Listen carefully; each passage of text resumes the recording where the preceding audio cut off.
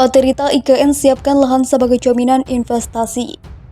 Otoritas Ibu Kota Nusantara kembali menegaskan komitmen dalam menjamin kepastian hukum dan kenyamanan investasi di Ibu Kota Nusantara. Salah satunya melalui proses penyiapan tanah atau lahan.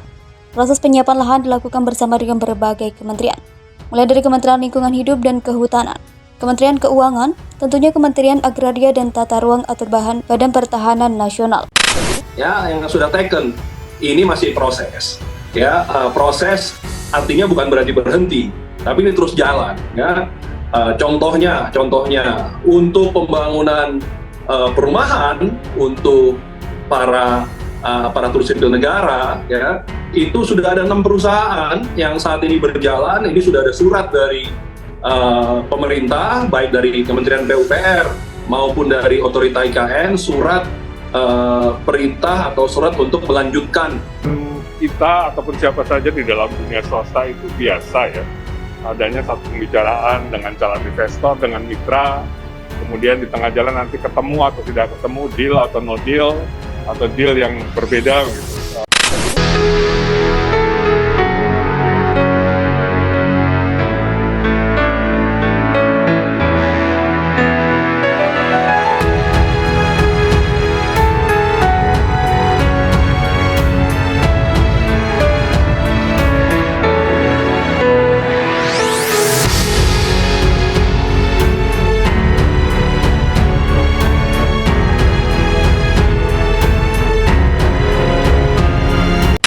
Nanti di Otorita IKN, tapi kita semua sedang koordinasikan, kita percepat ini semua ya, supaya bisa mencapai target yang namanya rame itu adalah kalau ada tanda tangan ya, tanda tangan kerjasama.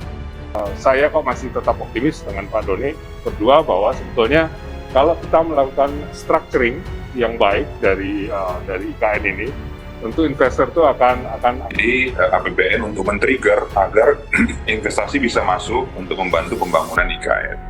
Nah, sekarang kita menghadapi tahun politik seperti judul yang tadi disampaikan bahwa bagaimana keberlanjutan IKN, ya karena ini amanat akan datang dengan sendirinya dan mitra-mitra itu berbagai macam. Ada yang besar, institusi besar, ada yang tingkatnya menengah, juga yang investor yang kelasnya juga mungkin.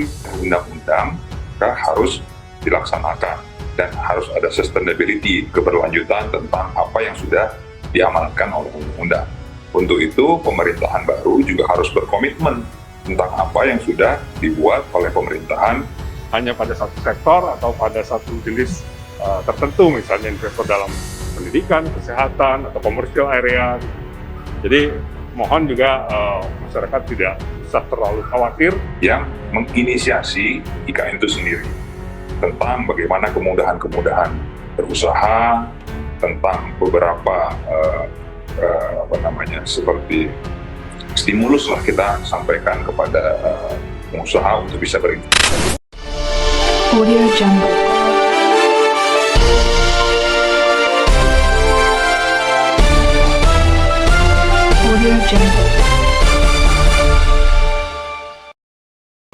Deputi Perencanaan dan Pertanahan Otorita IKN Mia Amalia menegaskan bahwa proses perolehan tanah di IKN terus berjalan.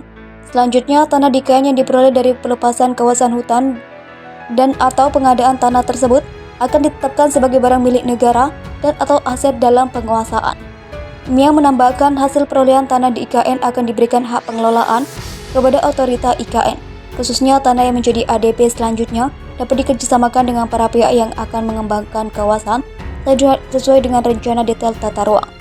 Sementara tanah dengan status BMN adalah tanah yang digunakan untuk penyelenggaraan pemerintah. Menteri Pekerjaan Umum dan Pembangunan Rakyat Basuki Hadi Muljono menekankan pembangunan Ibu Kota Baru atau IKN Nusantara sejauh ini belum bisa mengandalkan investasi. Menurut dia, pada investor masih menunggu proses pembebasan lahan di area IKN, sehingga dana pembangunannya masih 100% bertopang pada APBDN. Untuk memasukkan investasi, yang menambahkan Badan Otorita IKN saat ini tengah merampungkan standar operasional prosedur terkait hal tersebut.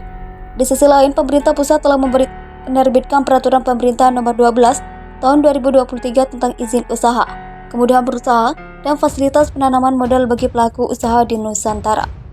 Senada juru bicara Kementerian PUPR Endra S. Atmawijojo mengatakan kedatangan investor baru di IKN Nusantara berada di bawah wewenang Badan Otorita IKN. Sembari menunggu investor, pemerintah disebutkannya pasti akan melontarkan subsidi dulu melalui APBN.